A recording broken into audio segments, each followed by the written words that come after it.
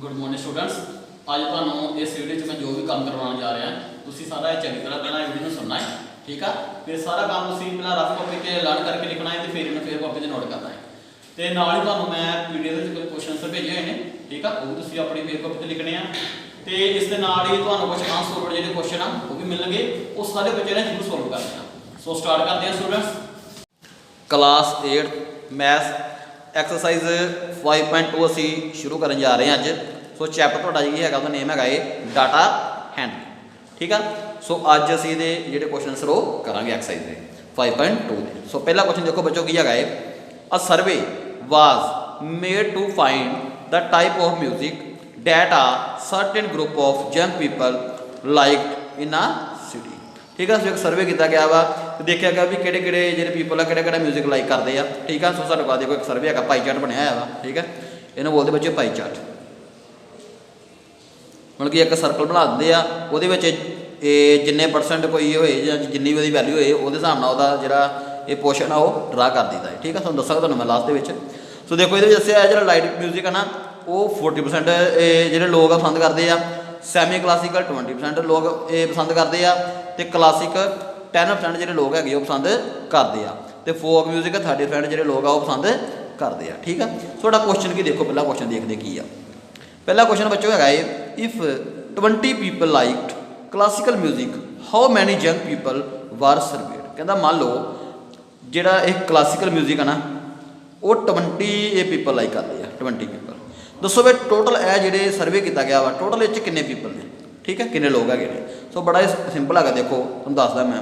मान लो सानूं पता किन्ने लोग आप मान लो भी टोटल जिहड़े पीपल है ना वो मान लो है एक्स, मान लो एक्स ने, ठीक है। हुण देखो क्लासिकल जो म्यूजिक आ जे क्लासिकल म्यूजिक ये कितनी परसेंट दी है सानूं 10%, ठीक है। यदा मतलब अकॉर्डिंग टू स्टेटमेंट जो मैं गल करा भी यदा मतलब जो टोटल पीपल आ एक्स वो जो 10% आ वो कि कोल आ वो है 20 के कोल। क्यों? क्योंकि एक पास क्वेश्चन गिवन आ कि 20 पीपल जो क्लासिकल म्यूजिक वो पसंद करते हैं, मतलब कि आ जो क्लासिकल म्यूजिक आ जो 10% लिखा है वा ये असल में पीपल कितना लाइक करते हैं 20। सो इसका मतलब 10% तो 20 दोवें की हो गए इक्वल। सो आप लै टोटल पीपल मान लो एक्स 10% के को आ गया 20 से 0 ने 0 कट हो गई। सो बच्चों 10 से डिवाइड हो रहा है, उधर जाके क्या हो जाएगा मल्टीप्लाई 20 में 10 करा कितना आ गया 200 पीपल। सो टोटल कितने पीपल ये सर्वे करते भी मतलब 200 पीपल। क्लीयर बच्चों? तो सानूं देखो ना दोवें चीज़ां सेम है, क्लासिकल म्यूजिक दिता है 10% लाइक करते हैं, तो उसका पीपल कितने ने 20%। इसका मतलब टोटल पीपल का 10% कि होएगा 20 के होएगा। क्लीयर? सो नैक्सट क्वेश्चन देखते हैं। कहना which type of music is like by the maximum number of people. केड़ा म्यूजिक ज़्यादा लोग पसंद करते हैं, बहुत ज़्यादा लोग मैक्सिमम नंबर ऑफ पीपल केड़ा म्यूजिक पसंद करते हैं। तो बच्चों देखने की लोड़ ही नहीं हैगी, सोल्व नहीं करने की लोड़। देखो तो दिता है 10% क्लासिकल है, सैमी क्लासिकल है 20% आ, लाइट वाले 40 आ, फोक वाले 30 आ। सब तो वध कौन करते भी कि म्यूजिक पसंद है लोगों को लाइट, क्योंकि जी परसेंटेज सब तो ज़्यादा है 40%। सो आंसर आ जाएगा पहले का सैकेंड क्वेश्चन का लाइट म्यूजिक। नेक्स्ट क्वेश्चन है, if a cassette company were to make 1000 CDs how many of each type would they make. कहता मान लो एक कैसेट कंपनी हैगी आ उन्हें 1000 सीडीज बनानिया ने। सो कहते हर एक म्यूजिक में किन्नी सीडीज म्यूजिक वास्ते किन्नी सीडीज बनानिया पैणगियां। सो बहुत सिंपल देखो लाइट म्यूजिक वास्ते है 40%, ठीक है। मान लो लाइट की सीडीज किन्नी बनानी पैणगियां 1000 का 40% कर लो बस, 0 0 कट हो गई, 0 0 कट हो गई, आ गया 400। सो लाइट म्यूजिक वास्ते कितनी सीडीज की लोड़ है 400। हुण मान लो दूजा सैमी क्लासिकल होर 1000 सीडीज बनानिया ने, कितने परसेंट सैमी क्लासिक साढ़े को 20%। देखो ना पर दिता है सानू 20%। सो 0 0 2 0 कट गई। सो सैमी क्लासिकल म्यूजिक साढ़े को आ गए बच्चों 200, ठीक है। हुण क्लासिकल म्यूजिक वास्ते किन्नियां कैसेट्स की लोड़ हैगी 1000 मल्टीप्लाई क्लासिकल म्यूजिक आते 10%, ठीक है। यह भी 0 कट गई, यह भी 0 कट गई, कल के बच गया 100, ठीक है। उस तो बाद लास्ट है साढ़े को फोक म्यूजिक। फोक वास्ते किन्ने 30% कटांगे आप इसका। सो एस 0 कट होगी, एस 0 कट होगी, ना आ गया 300। तुसीं अपने आंसर वास्ते आ सारे प्लस करके दे सकते हो 400 200 600 एक 700 तो 300 1000 टोटल कितनी सीडीज बन गई 1000 ਇਹਦਾ ਮਤਲਬ ਸਾਡਾ ਸਵਾਲ ਜਿਹੜਾ ਉਹ ਬਿਲਕੁਲ ਸਹੀ ਹੈਗਾ। ਕਲੀਅਰ ਬੱਚੋ, ਇਹ ਤੁਹਾਡਾ ਸੋਲਵ ਹੋ ਗਿਆ ਸਮ। ਸੋ ਨੈਕਸਟ ਸਮ ਕਰਦੇ ਹਾਂ। ਸੋ ਇੱਕ ਵਾਰੀ ਤੁਸੀਂ ਸੁਣ ਲਓ ਜੇ ਨਹੀਂ ਪਤਾ ਲੱਗਾ ਲਾਸਟ ਵਾਲਾ ਇਹ ਜਿਹੜਾ ਤੁਹਾਡਾ ਹੈਗਾ ਪਾਰਟ ਵੀ ਸਾਨੂੰ ਉਹਨਾਂ ਕਿਹਾ ਸੀ ਵੀ ਇੱਕ ਕੰਪਨੀ ਨੇ ਕਿੰਨੀਆਂ ਸੀਰੀਜ਼ ਬਣਾਉਣੀਆਂ ਨੇ 1000, ਠੀਕ ਆ। ਸੋ ਸਿੰਪਲ ਹੀ ਸਾਡਾ ਮੰਨ ਲਓ 40% ਵਾ, ਮੈਂ 1000 ਦਾ 40% ਕਰ ਲਾਂਗਾ, ਪਤਾ ਲੱਗ ਜਾਏਗਾ ਲਾਈਟ ਮਿਊਜ਼ਿਕ ਵਾਸਤੇ ਕਿੰਨੇ ਜਿਹੜੀਆਂ ਉਹ ਸੀਰੀਜ਼ ਉਹ ਚਾਹੀਦੀਆਂ ਨੇ, ਠੀਕ ਆ। ਸੋ ਨੈਕਸਟ ਸਮ ਕਰਦੇ ਹਾਂ ਹੁਣ। ਸੋ ਨੈਕਸਟ ਕੁਐਸਚਨ ਬੱਚੋ ਹੈਗਾ a uh group of 360 people were asked to vote for their favorite season from the 3 seasons rainy, winter and summer। ਕਿੰਨਾ ਟੋਟਲ ਨਾ 360 ਪੀਪਲ ਆ। ਤੇ ਉਹਨਾਂ ਨੂੰ ਪੁੱਛਿਆ ਗਿਆ ਹੈ ਤੁਸੀਂ ਕਿਹੜੇ ਤੁਹਾਡਾ ਫੇਵਰਟ ਸੀਜ਼ਨ ਕਿਹੜਾ ਤਿੰਨਾਂ ਚੋਂ, ਵੀ ਰੇਨੀ ਸੀਜ਼ਨ ਆ ਜਾਂ ਵਿੰਟਰ ਸੀਜ਼ਨ ਆ ਜਾਂ ਸਮਰ ਸੀਜ਼ਨ ਆ, ਠੀਕ ਆ। ਸੋ ਆਹ ਤਾਂ ਸਾਨੂੰ ਗਿਵਨ ਡਾਟਾ ਹੈਗਾ, ਦੇਖੋ ਦੱਸਿਆ ਗਿਆ ਉਹਨਾਂ ਨੇ ਕਿ ਸਮਰ ਸੀਜ਼ਨ ਨੂੰ ਕਿੰਨੀਆਂ ਵੋਟਸ ਪਈਆਂ 90, ਰੇਨੀ ਸੀਜ਼ਨ ਨੂੰ ਕਿੰਨੀਆਂ ਵੋਟਸ ਪਈਆਂ 120, ਵਿੰਟਰ ਸੀਜ਼ਨ ਨੂੰ ਕਿੰਨੀਆਂ ਵੋਟਸ ਪਈਆਂ 150 ਵੋਟਸ, ਠੀਕ ਆ। ਸੋ ਪਹਿਲਾ ਕੁਐਸਚਨ ਵਿਚ ਸੀਜ਼ਨ ਗੋਟ ਦਾ ਮੋਸਟ ਵੋਟ, ਸਭ ਤੋਂ ਵੱਧ ਕਿਹੜੇ ਸੀਜ਼ਨ ਨੂੰ ਵੋਟਸ ਪਈਆਂ। ਬੱਚੋ ਸਿੰਪਲ ਇਹ ਦੇਖ ਦੱਸਦੇ ਆਪਾਂ 90 ਜਾਂ 120 150 ਸਭ ਤੋਂ ਵੱਡੀ ਵੈਲਿਊ ਕਿਹੜੀ 150, ਸੋ ਸਭ ਤੋਂ ਵੱਧ ਵੋਟਸ ਕਿਹਨੂੰ ਪਈਆਂ ਨੇ ਵਿੰਟਰ ਸੀਜ਼ਨ ਨੂੰ। ਸੋ ਇਹਦਾ ਆਨਸਰ ਆ ਗਿਆ ਵਿੰਟਰ ਸੀਜ਼ਨ, ਠੀਕ ਹੋ ਗਿਆ ਬੱਚੋ। ਨੈਕਸਟ ਕੁਐਸਚਨ ਹੈਗਾ ਇਹ find the central angle of the each sector, ਠੀਕ ਆ। ਸੋ ਅਸੀਂ ਨਾ ਸੈਂਟਰਲ ਐਂਗਲ ਫਾਈਂਡ ਕਰਨਾ ਵਾ ਹਰੇਕ ਸੈਕਟਰ ਵਾਸਤੇ। ਸੋ ਤੁਹਾਨੂੰ ਦੱਸਦਾ ਸੈਂਟਰਲ ਐਂਗਲ ਕਿਵੇਂ ਫਾਈਂਡ ਕਰਨਾ ਵਾ, ਬਹੁਤ ਹੀ ਸਿੰਪਲ ਹੈਗਾ ਇਹ। ਸਭ ਤੋਂ ਪਹਿਲਾਂ ਆਪਾਂ ਸੈਂਟਰਲ ਐਂਗਲ ਫਾਈਂਡ ਕਰਾਂਗੇ ਸਮਰ ਸੀਜ਼ਨ ਦਾ, ਸੈਂਟਰਲ ਐਂਗਲ ਸਮਰ ਸੀਜ਼ਨ ਦਾ,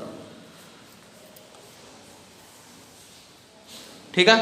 ਸਿੰਪਲ ਬਿਲਕੁਲ। ਦੇਖੋ ਜਦੋਂ ਅਸੀਂ ਕੋਈ ਵੀ ਸਰਕਲ ਬਣਾਉਂਦੇ ਆ ਉਹਦੇ ਵਿੱਚ ਆਪਾਂ ਸਾਰੇ ਇਹ ਕਲੀਅਰ ਕਰਨੇ ਆ ਸੇ ਇਹਦਾ ਜਿਹੜਾ ਟੋਟਲ ਐਂਗਲ ਹੁੰਦਾ ਨਾ ਕੰਪਲੀਟ ਐਂਗਲ, ਜੇ ਤੁਸੀਂ ਇਹ ਪੜ੍ਹਿਆ ਏ ਤੁਹਾਨੂੰ ਸਮਝਾ ਦਿੰਦਾ ਮੈਂ। ਪੂਰਾ ਕੰਪਲੀਟ ਐਂਗਲ ਪਤਾ ਕਿੰਨਾ ਹੁੰਦਾ ਹੈ 360 ਡਿਗਰੀ, ਠੀਕ ਆ। ਸੋ ਅਸੀਂ ਨਾ ਇਹਦਾ ਕਹਿ ਲਓ ਵੀ ਜਿਹੜਾ ਸੈਂਟਰਲ ਐਂਗਲ ਆ ਹੁਣ ਕਿਉਂ ਲੋੜ ਪਈ, ਕਿਉਂਕਿ ਆਪਾਂ ਬਣਾਉਣਾ ਪਾਈ ਚਾਰਟ। ਸੋ ਪਾਈ ਚਾਰਟ ਬੱਚੋ ਆਪਾਂ ਤੁਹਾਨੂੰ ਹੁਣੇ ਪਿੱਛੇ ਦਿਖਾ ਕੇ ਆਇਆ ਨਾ ਮੈਂ, ਬਿਲਕੁਲ ਆ ਦੇਖੋ, ਠੀਕ ਆ। ਪਾਈ ਚਾਰਟ ਮਤਲਬ ਕੀ ਆ, ਅਸੀਂ ਇੱਕ ਸਰਕਲ ਇਸ ਤਰ੍ਹਾਂ ਡਾਇਗਰਾਮ ਬਣਾਵਾਂਗੇ, ਉਹਦੇ ਵਿੱਚ ਆਪਾਂ ਇਹ ਜਿਹੜੇ ਤਿੰਨੇ ਸੀਜ਼ਨ ਹੈਗੇ ਨੇ ਨਾ, ਸੋ ਬੱਚੋ ਸੈਂਟਰਲ ਐਂਗਲ ਸਾਨੂੰ ਜਿਹਦਾ ਪਾਈ ਚਾਰਟ ਬਣਾਉਣ ਵਾਸਤੇ, ਪਾਈ ਚਾਰਟ ਦਾ ਮਤਲਬ ਹੈਗੀ ਆ ਵੀ ਆਪਾਂ ਜਿਸ ਤਰ੍ਹਾਂ ਮੰਨ ਲਓ ਸਮਰ ਸੀਜ਼ਨ ਆ, ਰੇਨੀ ਸੀਜ਼ਨ ਆ, ਵਿੰਟਰ ਸੀਜ਼ਨ ਆ, ਆਪਾਂ ਦੱਸਣਾ ਹੁੰਦਾ ਵਾ ਵੀ ਸਮਰ ਸੀਜ਼ਨ ਦਾ ਕਿੰਨਾ ਐਂਗਲ ਹੋਏਗਾ, ਰੇਨੀ ਸੀਜ਼ਨ ਦਾ ਕਿੰਨਾ ਐਂਗਲ ਹੋਏਗਾ। ਮੰਨ ਲਓ ਮੈਂ ਤੁਹਾਨੂੰ ਐਗਜ਼ਾਮਪਲ ਲੈ ਕੇ ਦੱਸਣ ਲੱਗਾ ਹਾਂ, ਸਮਰ ਸੀਜ਼ਨ ਦਾ ਮੰਨ ਲਓ ਹੈਗਾ 90 ਡਿਗਰੀ, ਸੋ ਆਪਾਂ ਇੱਥੇ ਡੀ ਰੱਖਾਂਗੇ ਤੇ 90 ਡਿਗਰੀ ਦਾ ਐਂਗਲ ਡਰਾ ਕਰ ਦਾਂਗੇ, ਸੋ ਇਹ ਆ ਗਿਆ ਸਮਰ ਸੀਜ਼ਨ, ਠੀਕ ਆ। ਇਸ ਤਰ੍ਹਾਂ ਮੰਨ ਲਓ ਇਹਦਾ ਹੈਗਾ 120 ਡਿਗਰੀ, ਇੱਥੇ ਆਪਾਂ ਡੀ ਰੱਖਾਂਗੇ, ਫਿਰ ਆਪਾਂ ਇੱਥੇ ਡੀ ਰੱਖ ਲਾਂਗੇ ਇਸ ਤਰ੍ਹਾਂ ਕਰਕੇ, ਠੀਕ ਆ, ਤੇ 120 ਡਿਗਰੀ ਦਾ ਐਂਗਲ ਡਰਾ ਕਰ ਦਾਂਗੇ। ਸੋ ਆ ਗਿਆ ਸਾਡਾ ਰੇਨੀ ਸੀਜ਼ਨ ਦਾ ਜਾਂ ਜਿਹੜਾ ਬਚ ਗਿਆ ਵਿੰਟਰ ਸੀਜ਼ਨ ਦਾ, ਤਾਂ ਕਿ ਸਾਨੂੰ ਸੈਂਟਰ ਐਂਗਲ ਦੀ ਕੱਢਣ ਦੀ ਲੋੜ ਆ।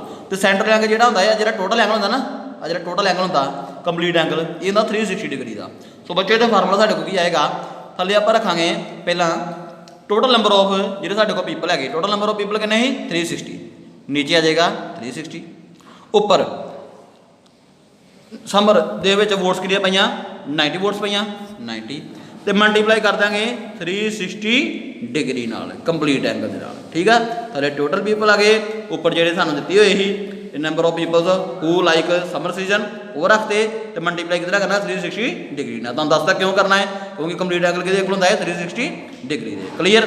ਸੋ ਬੱਚੋ 360 ਕੱਟਿਆ ਗਿਆ, ਸਾਡਾ ਆਨਸਰ ਆ ਗਿਆ 90 ਡਿਗਰੀ।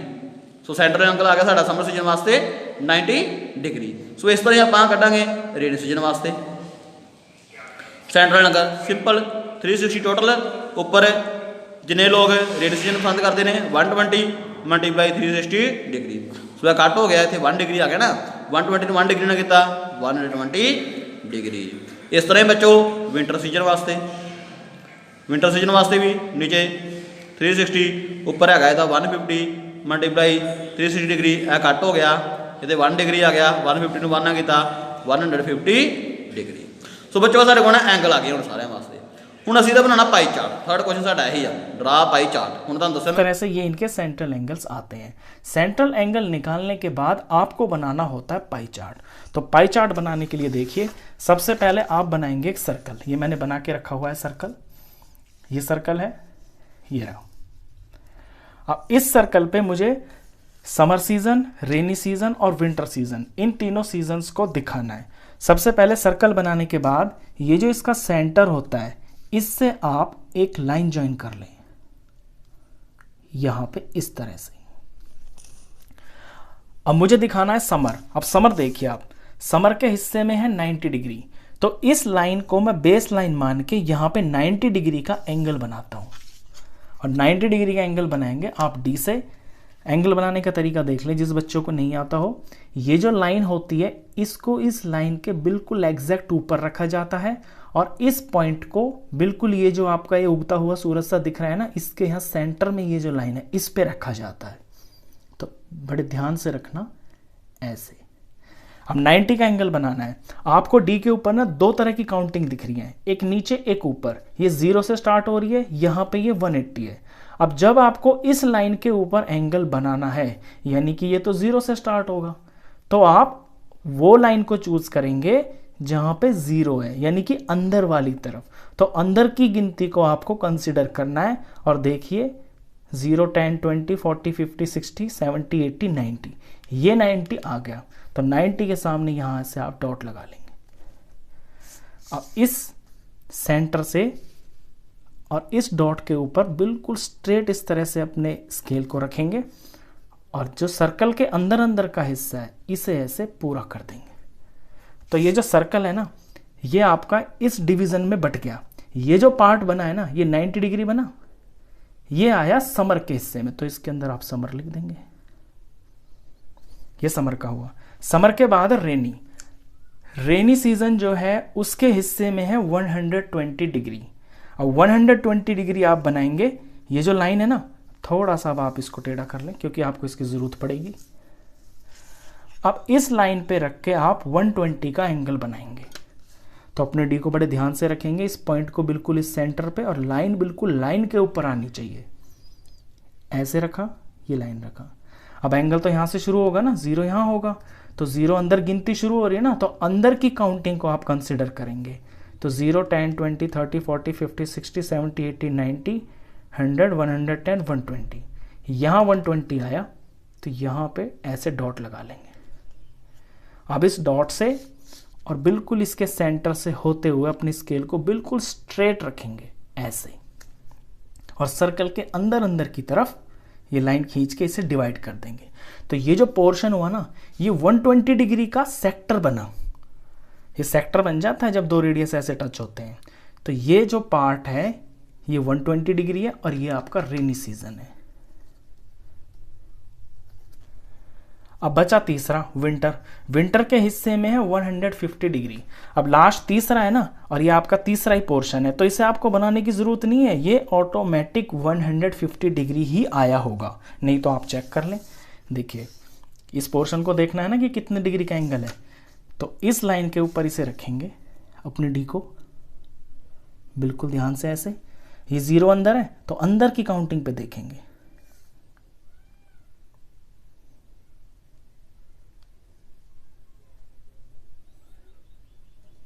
ये देखिए अंदर अंदर अंदर अंदर गए हम, तो बिल्कुल ये जो 150 वाली लाइन है ये बिल्कुल इसी के ऊपर आ रहा है। तो जो लास्ट चीज होती है ना, लास्ट चीज ऑटोमेटिक अपने आप ही उतनी ही आती है जो बच जाती है। तो ये पाई चार्ट बनाने का तरीका होता है। मैं एक बार फिर से इसको रिपीट करता हूं। देखिए पाई चार्ट बनाने के लिए ना आपको एंगल की जरूरत पड़ती है, जिसे हम सेंट्रल एंगल बोलते हैं। और सेंट्रल एंगल निकालने का तरीका ये होता है, जिन चीज़ों की बात चल रही होती है, जैसे टोटल 360 लोग थे और उनमें से 90 लोगों को समर पसंद था, तो पहले तो निकलता है ये आपका फ्रैक्शन, और जो भी ये फ्रैक्शन आएगा उसकी हमेशा 360 से मल्टीप्लाई करनी है, हमेशा, हर बार। तो आपके एंगल निकल के आ जाते हैं। फिर इन एंगल्स को आपको सर्कल के ऊपर बना के अपने सर्कल का पार्टीशन कर देना है। अब जिस जिस चीज़ के हिस्से में जो जो चीज़ आई है उसको अंदर आप मेंशन ज़रूर करें। ये विंटर का हिस्सा था ना, तो ये विंटर है। तो इस तरह से आपका पाई चार्ट बनता है। तो इस वीडियो में बस इतना ही। नेक्स्ट क्वेश्चंस के लिए मिलते हैं फिर नेक्स्ट वीडियो में। तब तक के लिए गुड बाय।